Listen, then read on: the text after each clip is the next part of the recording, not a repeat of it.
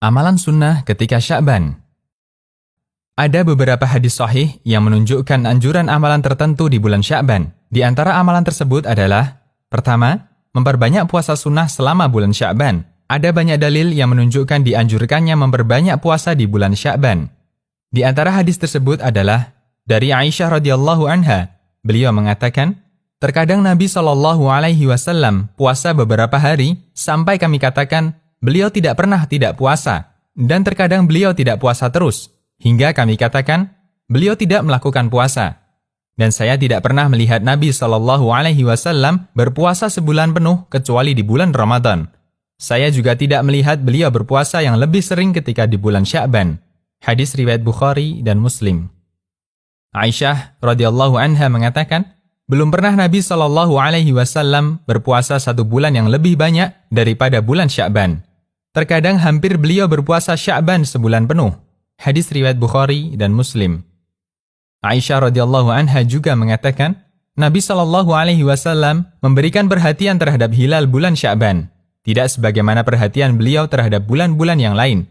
Kemudian beliau berpuasa ketika melihat hilal Ramadan. Jika hilal tidak kelihatan, beliau genapkan Sya'ban sampai 30 hari.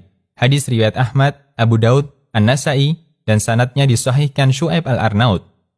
Ummu Salamah radhiyallahu anha mengatakan bahwa Nabi SAW belum pernah puasa satu bulan penuh selain Sya'ban. Kemudian beliau sambung dengan Ramadan. Hadis riwayat An-Nasa'i dan disahihkan Al-Albani. Hadis-hadis di atas merupakan dalil keutamaan memperbanyak puasa di bulan Sya'ban, melebihi puasa di bulan lainnya. Apa hikmahnya? Ulama berselisih pendapat tentang hikmah dianjurkannya memperbanyak puasa di bulan Sya'ban, mengingat ada banyak riwayat tentang puasa ini. Pendapat yang paling kuat adalah keterangan yang sesuai dengan hadis dari Usamah bin Zaid. Beliau bertanya, "Wahai Rasulullah, saya belum pernah melihat Anda berpuasa dalam satu bulan sebagaimana Anda berpuasa di bulan Sya'ban." Nabi SAW bersabda, yang artinya, ini adalah bulan yang sering dilalaikan banyak orang. Bulan antara Rajab dan Ramadan. Ini adalah bulan di mana amal-amal diangkat menuju Rabb semesta alam. Dan saya ingin ketika amal saya diangkat, saya dalam kondisi berpuasa. Hadis riwayat An-Nasa'i, Ahmad, dan sanadnya dihasankan Syekh Al-Albani. Kedua, memperbanyak ibadah di malam nisfu Sya'ban. Ulama berselisih pendapat tentang status keutamaan malam nisfu Sya'ban. Setidaknya ada dua pendapat yang saling bertolak belakang dalam masalah ini. Berikut keterangannya. Pendapat pertama, tidak ada keutamaan khusus untuk malam nisfu Sya'ban. Statusnya sama dengan malam-malam biasa lainnya. Mereka menyatakan bahwa semua dalil yang menyebutkan keutamaan malam nisfu Sya'ban adalah hadis lemah. Al-Hafidh Abu Syamah mengatakan, Al-Hafidh Abul Khitab bin Dihyah dalam kitabnya tentang bulan Sya'ban mengatakan, para ulama ahli hadis dan kritik perawi mengatakan, tidak terdapat satupun hadis sahih yang menyebutkan keutamaan malam nisfu Sya'ban. Al-Ba'ith ala inkaril bid'ah.